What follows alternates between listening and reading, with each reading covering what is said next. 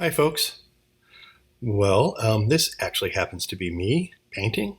A buddy of mine, Paul Stempen, painted this maybe 24, 25 years ago. And if you follow me on Facebook, I did a tribute to him just a couple weeks ago. That was 20 years ago that he passed away.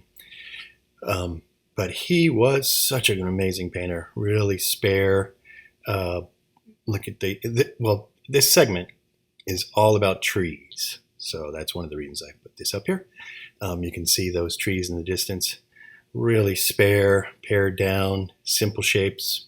That's what it's all about, if you haven't heard that before yet.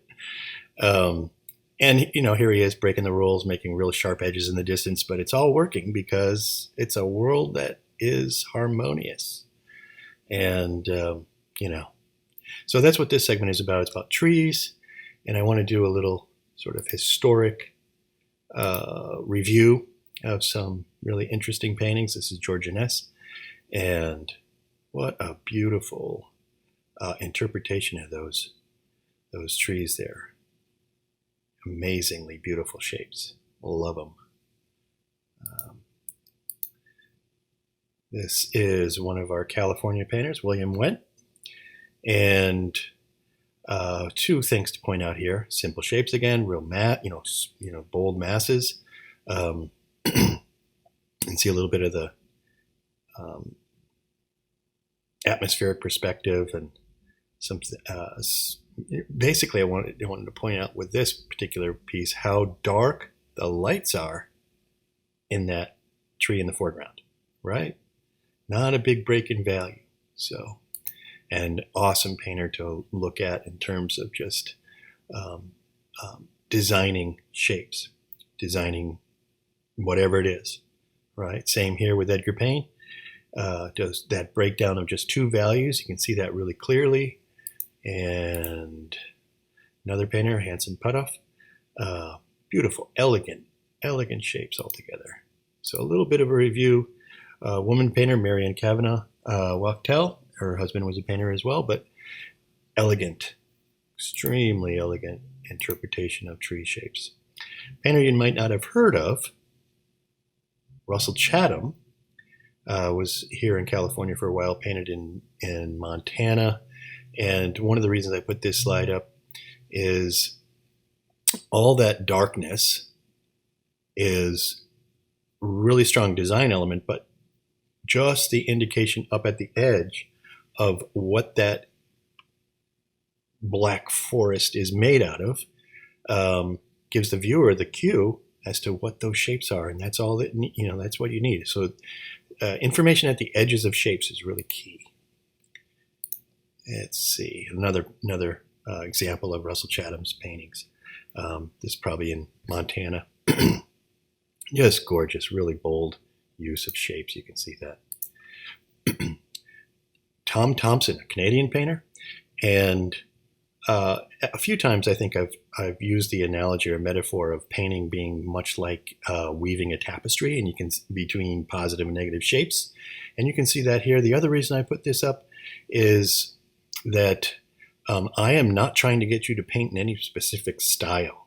So in our Facebook group and just in general, I want to try to if I see something going on in somebody's work that reminds me of somebody that I know, or somebody that, for instance, Carolyn Lord, there's a couple of people that I think I mentioned her name to.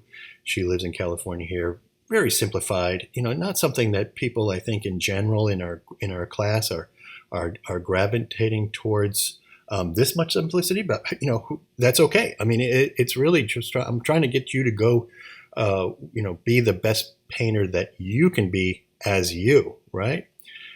So some examples. Let's see. Sorry. So here's an example of one of our classmates, and the trees in the distance, right? Look at the shapes that they've come up with. They're we had issues with value shifts in some of the foreground of that painting, but what a really fun play of shapes in those trees. Another example of one of our students, and in in the context of talking about Carolyn Lord, there's another example of that, very bold, stylized, but what a wonderful harmony or symphony rather of shapes and color and form. Just really, really fun. So some more of our work, right? This came right out of that tree design, and I think that exercise, I thought it would be a real fun way to start out, because trees, except for perhaps Bob Ross, using a fan brush and doing happy trees. I'm not trying to get to show you how to paint a tree, just show you what makes sense in terms of how paintings read. So here, as a design, bold, really nice. All we did in that, I think in that critique, was just drop the horizon line to let the whole shape of the tree really sing. Two values that she's broken down demonstrate that the light is not very strong, right? It's in shadow. So, but you still are using that principle of breaking that shape down, tree down into two values. Another example, exquisite brushwork. I loved this. All I did in this correction, I had to look for a second just to see what I actually suggested you do, and it was just to tone down a little bit of the negative shapes up in the top right. That was it, and then add a little bit of information in the foreground to get to sort of bring the foreground forward a little bit more. But really, really exquisite. I love that. So getting back to the challenge of just trying to address design, positive, negative shapes, and just to see how you can simplify the complex. I mean, it is a pretty good challenge, and I think it's a thing that a lot of people struggle with in the beginning here. Even myself with some types of trees, right? So what I suggest is, seeing the outside shape, like a profile, a flat silhouette shape first, right? And in this example, the way this painter had brought this in, I think it's a way that a lot of people get into painting, is like they kind of get into the energy, so to speak, of the way that things grow or the way leaves are, sort of spot things down, like dot your brush against the canvas to kind of copy sort of the way that leaves shape, small. I feel those pine branches kind of coming forward. So the person has sort of got into the tree and poetically expressed what it is. Great. Actually really love the brushwork. Exciting. It's fun. However, you can put your energy into design. If you can design this a little simpler, you can put your energy into it and use that energy in your brushstrokes to your, in a different way that I think you'll have more fun. So just breaking that tree down into what we saw as somewhat lighter and, shadow shapes and light shapes, then that same way of painting can be applied to this, and you'll have more fun. It'll make more sense. It'll read better. All right. Okay. So another example that was sent in, and I thought was a really good thread. So I wanted to introduce this back into the program, because once the Facebook, that is always open, and people can kind of go back and read, past submissions, but it's going to be buried after a while. So I wanted to bring up this little thread because I thought it was real interesting. So this person sent in an example of a reference that she was somewhat overwhelmed with, right? And I can see why. This would be really a big challenge. Beautiful, and a lot of fodder, a lot of stuff that you can use, but just as is, pretty intense, especially for somebody that's just beginning. Take baby steps with this. So I suggested zooming in and cropping, right? To kind of get a sense of, well, the balance of shapes, a little bit of more of what you could focus on, either the bank across the way or the trees that are over to the left a little bit. And then as a composition, the larger shapes, the larger masses are all varied, which is pretty much, the way to go, what you want to do. So you have the basic sort of breakdown puzzle pieces, if you want to call them that, the larger masses. All those little branches we can say are part of a value mass that is the sky, the trees, and then the darker and the lighter shapes in the riverbank. So sky, I probably could have had that slide reverse there, but you get the I think you get the gist here. So we're splitting that up into different shapes. Just a value, reducing the whole scene into value, straight up and down. We can see, basic relationships of value in the larger masses. But one way to start to see things as more abstractly is to throw your reference upside down. And you can throw your painting upside down when you're painting sometimes, just to see things in a different way. So this throws the whole scene into it's hard to read. You just see shapes for what they are. All of a sudden that water up above is a blurry, it's a soft edge area, right? So let's, continuing on with this sort of exercise, and I suggest you do it yourself in just, starting off a painting, for instance. So again, not to get back into this is how to paint something, but this is how to see something, how to just be able to see what you can do. So I'm simplifying this whole visual of our reference into value masses. Soft be it, but they are value masses. Upside down, but that's the way it goes. And moving on, flipping that upside down again. Alrighty.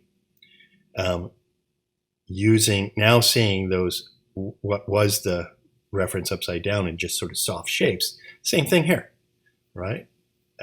You can imagine yourself approaching the painting like this, right? Not to say that this is the only way to go. In fact, that some people will actually put down more of an indication of where some of the branches are and so on. Especially if you're working with acrylic, I think that's an okay way to go. But with oil, it can get a little bit messy if you're trying to tie everything together. So once you have the masses in place and getting a little bit of calligraphy going, establishing your darks is what I'm doing in this part, right? In this segment, and then going forward and getting more information, adding a little bit more detail. Connecting the dots, so to speak, coming in with your lightest lights and some of your calligraphic stuff. But you can, at this point, you're suggesting information that tells the story without overdoing it, which is works for me. So that's why I'm passing it up. So all of this, right? This tree challenge, tree exercise. It's all about design. It's all about, to me, it's all about exploration about design and potential, possibility, what's possible, right? And I think these last few slides here should bring that home a little bit more. So you might have seen paintings. I'm sorry for the blurriness of this. This is right off the internet. This is a Mondrian painting of a tree. All right. And, you're familiar with Mondrian, but I don't know if everybody knows this development. So here's his tree. He did a lot of drawings that are sort of similar that eventually got into something like this until we know his work for what we have become to know as his more famous artwork. So, and that's the end of the story here on the tree segment. It's all about potential design.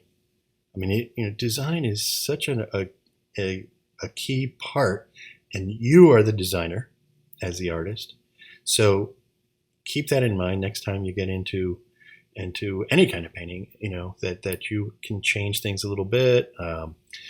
Think of just the letter A, and all of the fonts that represent that one symbol. And I think you get the point there. So, all right. Thanks for joining. From scene to scene, framing your vision is the theme of this course and is designed for artists at all levels to explore new ways of seeing the world around them, to recognize the potential for subject matter in the everyday, and how to translate that into paintings that share your unique vision. My teaching experience includes 10 years at the San Francisco Academy of Art, Pixar Studios, and the California College of Art, and private workshops for 25 years. The class begins with a review of the principles of painting with an emphasis on composition and design. I do feel that composition is the make or break foundation of any artwork, but that it's also dependent on understanding the basic principles of value and color relationships, the use of contrast and bold shapes, of creating depth with overlap, aerial perspective, and managing edges. Learning how to simplify the complex and tips to manage the medium of oil are also covered and explained in this section in a straightforward way that the first module is a primer for the rest of the course. Gathering, analyzing, and editing reference material to explore painting options is the next part of the class. In Module 2, we'll dive into quick studies with a constant focus on the design potential, while at the same time strengthening skills in brush handling, how to simplify, edit, and critique your studies destined for larger studio paintings. The third module will focus on how to handle figurative elements in a scene. Gesture, proportion, editing, and grouping all need to be considered, but practice is ultimately the key, so this module focuses and encourages lots of that. The final part of the course, which in many ways can be seen as just the beginning, concentrates on how to develop larger studio paintings while implementing the principles put forward in the earlier modules. We'll also explore various palettes as options in the process, address paint quality, and techniques for working into a painting during multiple painting sessions. I do look forward to the opportunity to work with you.